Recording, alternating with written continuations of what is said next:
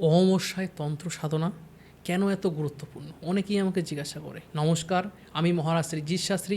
আমার এই চ্যানেল মহারাজ শ্রীজিৎ শাস্ত্রীতে আপনাদের স্বাগতম। আপনারা যদি আজকে ভিডিওটি প্রথম দেখে থাকেন, যেখান থেকে দেখে থাকুন না কেন, একটু কমেন্ট করবেন। আর দ্বিতীয়ত, শুরু থেকে শেষ পর্যন্ত ভিডিওটি দেখবেন। ভিডিওটি ভালো লাগলে like, comment and share and subscribe করতে ভুলবেন না। তাই প্রত্যেকের উদ্দেশ্যে ভিডিওটি মন দিয়ে শুরু থেকে লাস্ট অবধি দেখবেন।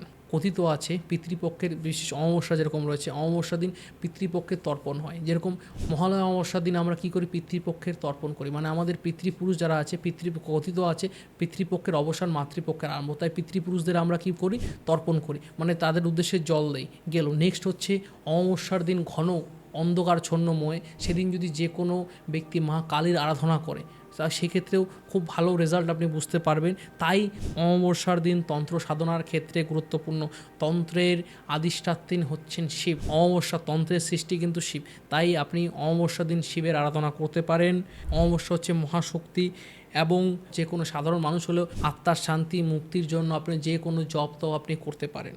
তন্ত্রমতে ভাদ্র মাসের কৌশিকী অমাবস্যা হচ্ছে সবচেয়ে পাওয়ারফুল। তাই এই অমাবস্যা তিথিটিকেও আমরা গুরুত্বপূর্ণ বলে মানি। অমাবস্যার ভূমিকা, অমাবস্যায় কী হয়? অমাবস্যা তিথিটিতে যে কোনো রকমের, ধরুন আপনার মানব জীবনে যে কোনো জটিল ও কঠিন সমস্যা চলছে, অনেকের ক্ষেত্রে দেখা যায় কি, আমরা জ্যোতিষ দিয়ে যদি বিচার করে দেখি, জন্মকুষ্ঠিতে মাঙ্গলিক যোগ রয়েছে। বহুদিন ধরে মাঙ্গলিক যোগকে প্রতিকার করাতে যাচ্ছেন, কিন্তু প্রতিকার করাতে পারছেন। এই অমাবস্যা তিথিতে আপনি মাঙ্গলিক যোগের প্রতিকার করতে পারবেন। আপনার শত্রু, প্রবল শত্রু, আপনি অফিসে চাকরি করছেন, সেই জায়গায় চাকরিতে কিছুতেই প্রমোশন করতে পারছে না, একটার পর একটা বাধা লেগে আছে, সেক্ষেত্রে এই অমাবস্যার দিন কিন্তু সেই বাধাগুলো কাটাতে পারেন। এবং সেই সময়ে বিশিষ্ট অনেক সাধু সন্ত অঘরী এই তন্ত্র সাধনা করেন। এই তন্ত্র সাধনার জন্য অনেকেই বিভিন্ন সাধনপীঠে ছুটে যান।